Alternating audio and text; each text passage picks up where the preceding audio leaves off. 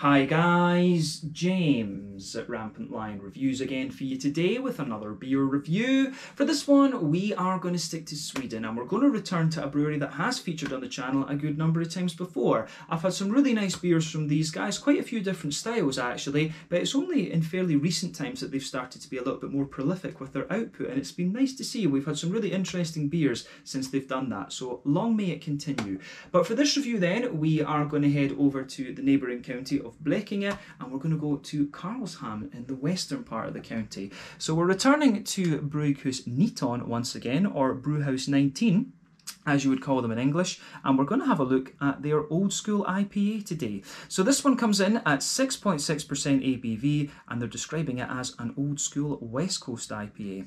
So yeah, as you know if you've watched the channel for any length of time, I'm a huge fan of my big bitter West Coast IPAs, so I'm hoping that this one turns out to be a really nice example of the style. But we've had quite a few beers from this brewery before. This will be my 9th or 10th review from them, if memory serves me correctly. We've had maybe about 3 or 4 New England IPAs, we've had 1 or 2 Imperial Stouts, and we've also had a Doppelbock as well, and beyond that I can't actually remember what I've had from them. But yeah, this one should hopefully be another nice beer. It was released as part of the local småskalig assortment through Systembolaget here in Sweden for May of 2021. And I always keep an eye out for what these guys are releasing actually, because you do get some interesting stuff. But nice to return to them after a little while. I think it was maybe about February or so that I last reviewed a beer from these guys. So yeah, let's see how we get on with this one then.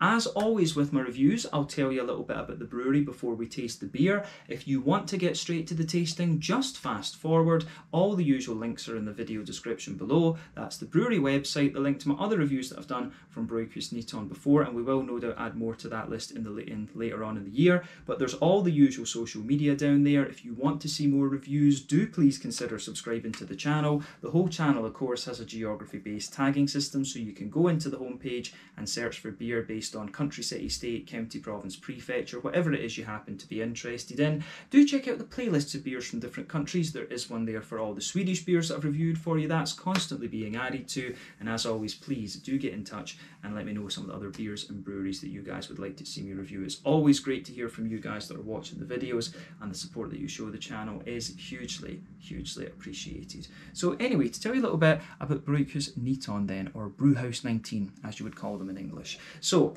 Brygghus 19, as I've mentioned to you already, are based in Karlshamn in the western part of Blekinge here in southern Sweden. But apparently these guys were the first microbrewery in that county. But the brewery was founded in 2012 by Dan Magnus Svensson, Magnus Karlsson and Mikael Lundell. So the 3 men had worked together in the same company, and they started homebrewing together and then entered a homebrewing competition, and they won that and then decided they were going to start their own microbrewery professionally as a result. And this is quite a common thing in Sweden. There's so many homebrewers here now, and many of them are starting to turn commercial. So these guys were a little bit kind of ahead of the curve, if you like. These guys are one of the more established breweries here now, of course. But apparently Karlshamn is also home to one of the deepest ports in Sweden, and it also had quite a long tradition of brewing. The old brewery there was built in 1883, and then the building was demolished just under 100 years later in 1982. But the brewery, this actual brewery, is in an old dairy mill near the harbour. And the larger kit that they have at the brewery is 2,000 litres, and they also have a smaller pilot kit to brew new recipes on as well, which is quite exciting. And that's probably the reason why they've been upping their output a bit over the last little while and being a little bit more prolific with recipe development and things. But over the course of 2019 they started issuing shares, and this allowed them to invest heavily in the equipment. They brought in Ida Iverson as their new brewer, and she stayed with them for a period of time. I think she's back up in Gothenburg now these days though. But they went on to brew around 100,000 litres of beer that year, and they also purchased a distillery to brew their own spirits as well. I think it's gins that they're producing at the moment, and I guess we'll see more from that over the next little while. But in 2020 they were planning to expand further, but I think that was put on hold owing to the whole COVID-19 pandemic and things, so maybe towards the later end of 2021 we'll see them expanding a little bit further as well. But they have drastically got their output up over the last little while, and like I said, they have been far more prolific in recent times with getting new beers out there, which has been very nice to see. But as of May 2021, these guys have produced around 80 different kinds of beer, and like I said, you do get a variety of styles from them. We've had quite a few New Englands, I've had a Doppelbock, and now we've got the West Coast IPA as well, and there's a few Imperial Stouts in there too. The very first beer that I had from these guys actually was called My Balalaika, or My Little Balalaika, or something like that, and that was either a big Imperial Stout or Imperial Porter, and that review was years ago, in fact. But yeah, that's all I can really tell you about Brygghus Niton for the moment. If you want to learn more about these guys, you can check out the brewery website. You can follow them on Facebook and Instagram to keep up to date with all the latest goings on, and you can of course check out the Rate Beer, Untappd and Beer Advocate pages to learn more about all those different beers that this brewery have done. So yeah, let's crack on then and have a look at what this beer has in store for us. So as you can see, the artwork on this one is absolutely lovely. You do get some awesome artwork from Brygghus Niton these days, and you can see they are still using their bubble symbol that they've been using since I first encountered them back in like 2016 or so, whenever I did that Balalaika review. It doesn't say actually who the artwork is by on the label, so I don't know, maybe it's one of the owners that does it. I really have no idea. But yeah, beautiful artwork there. As you can see, the woman with all her sleeve and neck tattoos and things like that, you know, yeah, kind of cool, I have to say. Maybe it's one of the local tattoo artists or something like that in Karlshamn who does these things. But yeah, as you can see, it's a 440ml can. I think I paid the standard 45 Swedish kroners for this one, which translates to €4.50, £4 sterling, maybe about $5.25 American, just to give those of you watching abroad a little bit of a price reference. But like I said, 6.6% West Coast IPA, this one. It didn't say on the Untappd or on the website what hops were in it, so maybe we can hazard a guess at that as we have a taste of the beer. But yeah, let's get it out and we'll get on with the tasting then. Very curious to see about this because I have been wanting a West Coast IPA for a little while. So let's go for it then. We'll get it out and into the glass. Oh, and you can see that nice amber colour already. That looks good. So that's maybe about 75% of it in the glass for the moment, and that is enough to take a little look at the the colour and things like that. So before the head disappears, you can see that this beer is poured with a finger of a frothy, I would say kind of creamy coloured head. It's almost got a very light yellowy tinge to it, but yeah, definitely a nice kind of creamy coloured head, this one. And you can see that the colour of this beer, it's a lovely, very rich amber colour, and it's got a little bit more of that kind of natural haze going on with it, as you would expect from the West Coast IPAs, as opposed to the New Englands, of course. But yeah, one or two big bubbles sticking towards the side of the glass, a few little ones going up towards the bottom of that head there, but overall it looks very nice, and this is kind of what you would expect of an old school West Coast IPA. Looks great. But yeah, remember, the colour of your beer is dependent on 1, the type of malts that you use, and then 2, the length of your wort boil. The longer you boil the wort, the more the sugars caramelise, thus you get a darker colour of beer. A West Coast IPA, I think the average usually for a boil is somewhere in the region of 90 minutes, but of course you get 60-minute boils and 120-minute boils and things like this.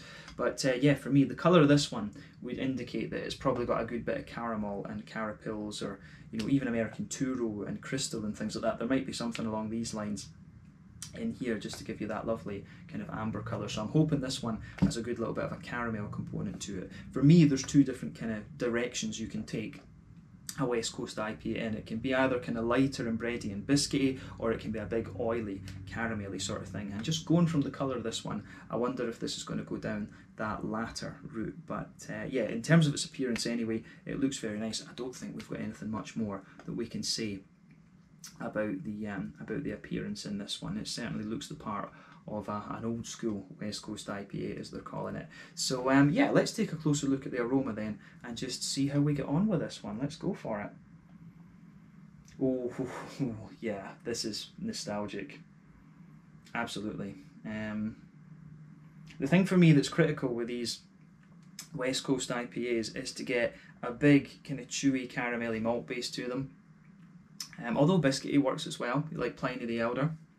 But you also want to get a big, you know, you want a big oily fruity character in there and a big green component, and this one has all of that. But I would say, going from the aroma, you do have a nice deep green component to it, which we'll go into a little bit more later, but it's difficult to tell how bitter it's going to be. I'm wondering if this one will have a bit more bitterness to it, because remember, in recent times, you know, back in the day, the West Coast IPAs always had, like, you know, 80 IBUs to them, but these days a lot of the kind of newer examples are very low in bitterness, and some of them just take them up to like 50 or 60 IBUs, which isn't quite the same in my opinion. But you know, I think the newer sort of generation of craft beer drinkers, if you like, are not quite used to the same level of bitterness that the folk kind of like me who started. I started, you know, around 20, drinking craft beer around 2011 or something like that. You know, that's when I really got going. That's when you would have, how do you say, you know, that's when you would have had the big bitterness. But the newer drinkers who've got into beer when the New England IPAs have been around are not used to this level of bitterness, generally speaking. But yeah, this one has everything you want from the aroma of a West Coast IPA. So let's break this one down for you a little bit then, and it is leaning towards that caramelly side of things, incidentally. So yeah, straight away with this beer, you can smell a little bit of a sort of, you know, wholemealy, brown bready backbone to that, but it comes across very smooth, so a little bit like a, you know, a crystal or an American two-row malt or something like that. So lovely, big, lovely kind of smooth brown bready notes out of it. There's a bit of bread crust in there as well. I do get a big, oily, sweet caramel out of this one. You get a little tiny hint of a toasty brown sugar out of this one, just very lightly toasted, but you do get that big, oily, thick caramelly note out of this one, which is great. But there's a good little bit of a kind of McVitie's digestive biscuit element to this one, and yeah, it just it goes together very nicely on the malt side of this one. I have to say I'm very excited to try this. A bit hard to resist just taking a sip now, but yeah, the aroma out of this on the malty side of things is pretty much spot on for what you would want from a West Coast IPA. So yeah, big sweet caramel, a little bit of toasty brown sugar in there, and a good little bit of a McVitie's digestive biscuit, some brown bready notes, and a bit of bread crust underneath. Maybe one or two tiny little woody undertones or whatever, but you know, you get that in quite a lot of beers. But yeah, the aroma of this one on the malty side of things is great, and for me, as I've told you before, I think the malty side of a beer is so important. A lot of folk with IPAs forget just how important it is to have a good malt base in your beer, I think. But yeah, on the hoppy side of things then, let's focus on that. So for me, the green component, you do get a little bit of earthiness out of this one, but you can smell a nice sort of deep floral aromaticity to this one. I don't get so much in the way of pine resin, right enough. So I don't think there's Chinook in this. I have to admit, I don't think there's Chinook in this one, to be honest with you, because you know the old school hops you would put in a West Coast IPA like this, it would be like Citra, Simcoe, Amarillo, a bit of Chinook, maybe a bit of Cascade, and some Columbus. Those would be the old school things. Maybe Centennial. Yeah, Columbus. Yeah, maybe a bit of Centennial you could go in there as well to give you a bit more of a kind of lemony zest. But yeah, for me, this one, it doesn't, the bittering hops in this one don't quite come across like that. So you've got a wee bit of earthiness. There's maybe a teeny little hint of a kind of deeper piney note in there, but for me it's quite a bright floral aromaticity that you get out of this one, which is quite interesting. I can't really place what hop that green component would come from actually. But on the grassy side of things, at the front of the nose, you've got a good little bit of as I say, you've got a good little bit of a kind of grassy, zesty quality coming out of this one, which I think is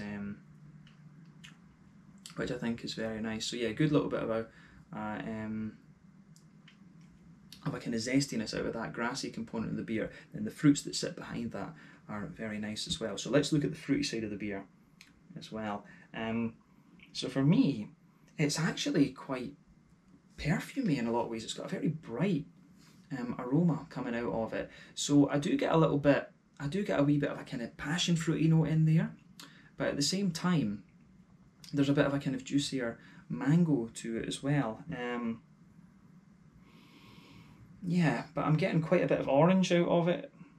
I'm getting quite a wee bit of orange out of it as well. It's quite hard to place the hops in this, so I think they've maybe taken some of the newer, more modern hops in this one rather than taking some of the older ones, come to think of it. But I think I've got a feeling there could be a good little bit of Centennial in this one. I'm getting quite a bit of a juicy lemony note out of it, so I wouldn't be surprised if there's a bit of Centennial in here. But behind that, like I say, you are getting a wee bit of passion fruit, getting a wee bit of mango, so it could just be that the Centennial might be a little bit more powerful than, say, any Citra or Simcoe that's in here. There is a wee bit of an orangey character to it as well, which could be Amarillo, because it does have that big zestiness, but also the big kind of oily character that you would expect of Amarillo as well. So for me, yeah, I get quite a little bit of a kind of lemony sort of a lemony sherbety note out of this one. It's quite a bright lemon that you get, but then there's a nice zesty orangey quality there that has a good bit of oiliness behind it, and you can smell a bit of a kind of oily mango and a little bit of a passion fruity note in there as well. But the passion fruit isn't too pungent, it's actually quite mellow in a lot of ways. But yeah, you get a big oily fruity component out of this one, which is something that I always like from a West Coast IPA. So yeah, this beer ticks all the boxes in that regard, I would say. So yeah, lovely aroma from this one, big oily West Coast IPA. So it smells as if it's going to be great. So yeah, let's get the rest of it into the glass and then we can have a taste of this one then. Let's go for it. There we are. So beautiful looking beer, this one. It smells the part of a West Coast IPA. I think it's time to get stuck into this one then. So this one is the Old School IPA. Is it called? Yeah, it's just called Old School IPA, not Old School West Coast IPA. A 6.6% West Coast IPA from Brygghus in Karlshamn here in Blekinge here in the south of Sweden. Let's get stuck into this one. Slange, skål, cheers.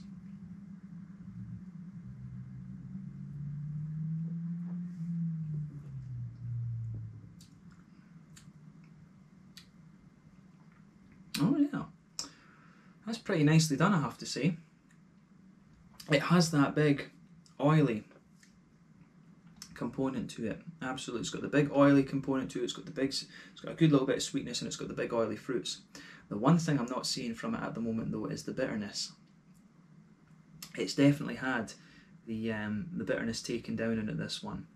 So yeah, in that sense, I'm not sure whether it's right to call it an Old School IPA, because an Old School IPA would have that big bitterness to it, but this beer, it just doesn't feel, it doesn't have that big 80, 90 IBU thing that the Old School West Coast IPAs had. But in terms of its flavour profile otherwise, it is pretty bang on the money for a West Coast IPA. So yeah, as a beer I like it, but if they're saying Old School IPA, then I want a bit more bitterness out of it. I'm going to say that straight from the off. If it's an Old School West Coast IPA, it needs more bitterness than it has. It needs to be sort of 70, 80 IBUs at minimum, I would say, to take that kind of old school label, if you like. But that's just me. You guys might disagree with that, and you're free to, of course, because beer is subjective. But yeah, this one, it feels like it's got the old school fruit and the old school malt, but it's more taking a kind of New England approach on the bitterness.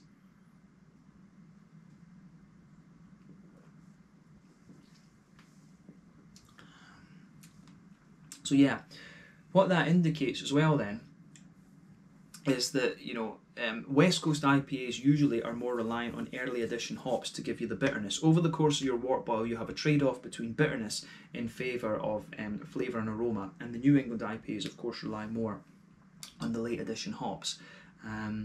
But in fairness, with this beer, you do get a little bit of bitterness building out of it later on, but as I say, it's nowhere near the kind of 70, 80 IBU mark that you would normally get from an old school West Coast IPA. So yeah, as I say, I like the beer overall, but if you're I've got a bit of a problem with the marketing of it. That's what I would say. But yeah, I think it is. It's pretty solid in that sense. And Brygghus, they are a capable brewery. They do quite nice and solid beers. And this one, I wouldn't hesitate to drink that again. I would say that I wouldn't hesitate to drink this one again. But yeah, New School West Coast IPA might have been a bit more of a better descriptor for this one, should we say.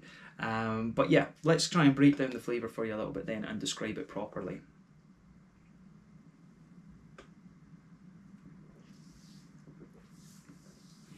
So yeah, the backbone of the beer then, for me, it's the aroma translates quite well into the flavour of this one.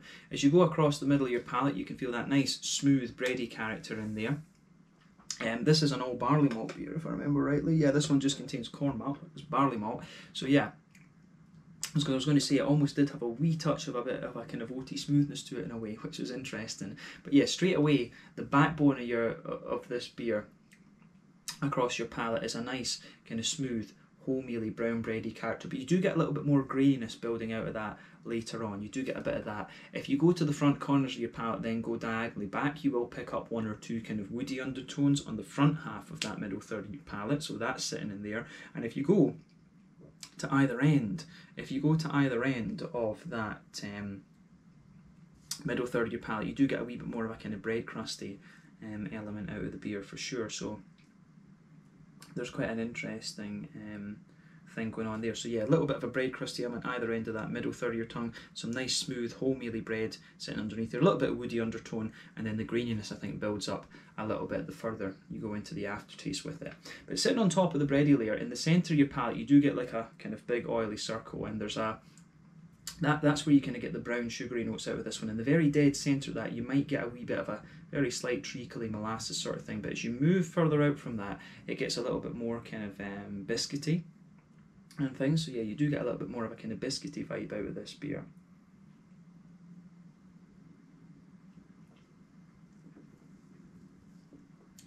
So yeah, there is a little bit more of a kind of McVitie's digestive biscuity sort of thing out of this one, which I really like as well. So yeah, bit of a treacle in the very dead centre of your palate, a bit more of a kind of oily sweet caramel as you move further out. Then as you reach the extremities of the palate, it's got a little bit more of a kind of biscuity, McVitie's digestive biscuity sort of thing, which gets a thumbs up from me. So the malt base for me is really quite well done in this one. But yeah, that covers the middle third of your palate. It's quite straight shooting in that way. But yeah, border region between middle third and back third of your palate, then again you get a little bit of that kind of bready build up and a wee bit of a bread crusty note. Then on the back third of your palate, it starts to give you a bit more of a kind of grainy, brown bready, bread crusty kind of thing. But then sitting on top that layer, you get a few more of the yeasty components, so you can feel that little bit more airy, bready, yeasty kind of thing coming up off the back third of your off the back third of your tongue. So when you start at the back of the palate, the height of the beer is kind of like this. It's kind of like that, and as you move further forward, it just condenses down a little bit. The flavour of the beer just condenses down a wee bit. Then as you go into the middle third of your palate, it's a bit more condensed and kind of like that. So yeah, the malty side of the beer I think is very, very nicely done in this one, as I've repeated a couple of times. But let's focus on the hoppy side of the beer then. So back corners of the palate, you've got a nice little bit of earthiness there, and as you move further forward, it builds up a wee bit. The earthiness does spread forward a wee bit, but then you start to get that big floral aromatic component out of the beer. And in fairness, the beer does taste as if it has a little bit of a kind of piney resin sitting underneath, but I start to get a little bit more of a floral aromatic spice out of this one as well. It does lean more towards that the further you go into the aftertaste. So I do wonder, could there be a little bit of Columbus in this and a wee bit of Chinook? It's kind of hard to say. But then round the front curve of the palate, it's definitely distinctly more lighter and grassy, and you've got a wee touch of kind of zestiness out of this one, which I think is pretty cool. So I certainly like that about this beer as well. So yeah, the green component for me works very well, and it does have that sort of old school flavour to it, but as I say, just not quite the same level of bitterness in my opinion. But yeah, on the front third of your palate then, this is where you get all the nice fruity, juicy esters coming out of the beer. But yeah, on that border region between front third and middle third of your palate, you do get a little bit more of a kind of bready build up again, and a bit of bread crust in there, which I can certainly appreciate. Then the backbone of that front third of your palate is a slightly smoother kind of wholemealy brown bread, as I've said too, but it does give you a little touch of graininess in fairness the further you go into the aftertaste. But at the very back of that front third of your tongue,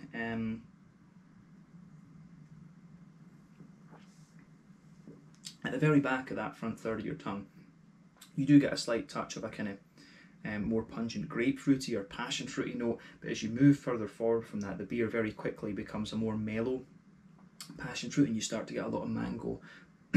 You start to get a good little bit of mango out of this beer as well. But it's interesting because it really feels like there's a big orangey component to this beer, and it feels like the orangey component kind of dominates that front third of your palate. It's a big oily orangey quality, and it's got a good little bit of zest to it as well. So yeah, there's only, like, you can sort of feel a little bit of an apricot-y note sitting underneath that, but it's strange because normally the orange would sit on that very front half of the front third of your tongue, but it's almost like it just kind of spreads over into the back half of that front third of your tongue too. So lots of big orangey flavours, a little bit of an apricot sitting underneath, and a wee bit of a pungent passion fruit at the very back of your tongue for me. So yeah, this is a big orangey it's a big orangey IPA, this one, for me. I do wonder if there could be a little bit of Cascade in this as well, because you are getting, for me, I start to get just a little tiny hint of that sort of figgy, slightly red fruity kind of thing that you often get from Cascade as well. But I think I'm pretty sure there's a bit of Amarillo in this, because the big oily orange and the sort of zestiness that it has is just very distinctive. So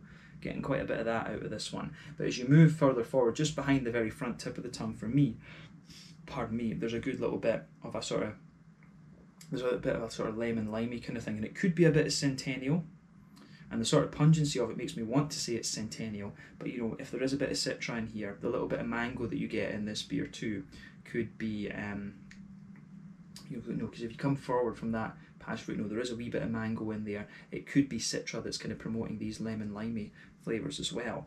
But yeah, it's certainly an interesting beer in that regard. It's got a lovely big oily juicy fruity character, as you would expect from a West Coaster.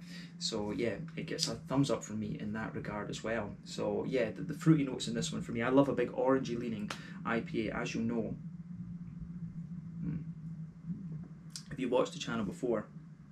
But yeah, this one ticks that box as well. And in fairness, the more you drink of this beer, the more the green component comes out a little bit. So it sort of compensates a wee bit for the kind of lack of bitterness. And I think the bitterness, in fairness, does start to build a little bit the further you go into the aftertaste with this beer. So bear that in mind with it. It's solid in terms of its flavour, but as I say, I would just want something a wee bit more bitter than this, right enough. But yeah, I like it. I do like this one. It's a solid take on the West Coast IPA, but a little bit more modern, as I say, because of that lack of bitterness, if you like. But yeah, interesting stuff. It is interesting stuff. It leans, as I say, quite heavily more towards that kind of caramelly side of the spectrum of the West Coast IPAs, rather than the lighter bready biscuity kind of thing as well. So that's worth bearing in mind too. But let's round off the review bit then with a look at the mouthfeel. So for me, the mouthfeel of this beer, I would say, is it's a kind of mid-bodied beer. The carbonation is very, very smooth in this one.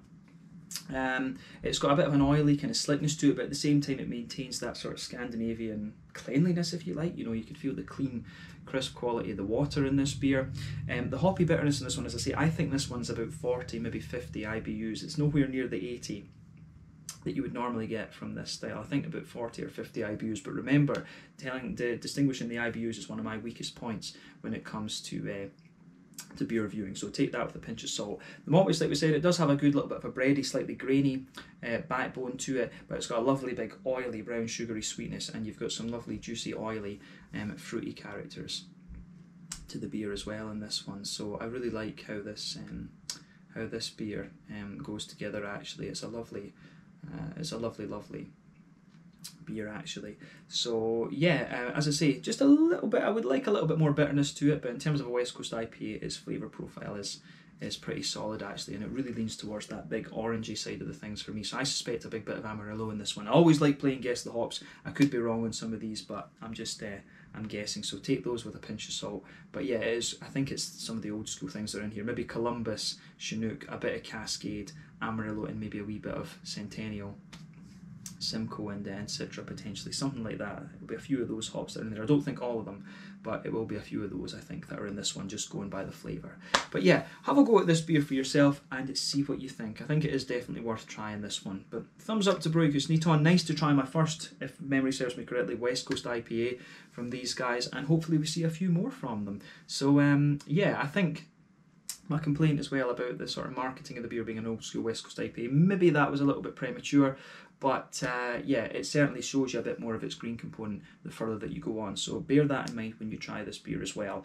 But yeah, let's leave it at that for this one. Once again, thank you for watching my beer reviews. Until the next time, please like, subscribe, share, all the usual YouTube stuff. Let me know your own thoughts on this beer in the comment section below. Let me know what your favourite beers are from Brygghus Neaton as well. This one was the old school IPA, 6.6% ABV, West Coast IPA from Brygghus Neaton in Karlshamn in Blekinge here in the south of Sweden. Until the next time, slàinte just now, and I'll catch you guys later. Slàinte, skål, cheers, and make sure you check out Brygghus Neaton.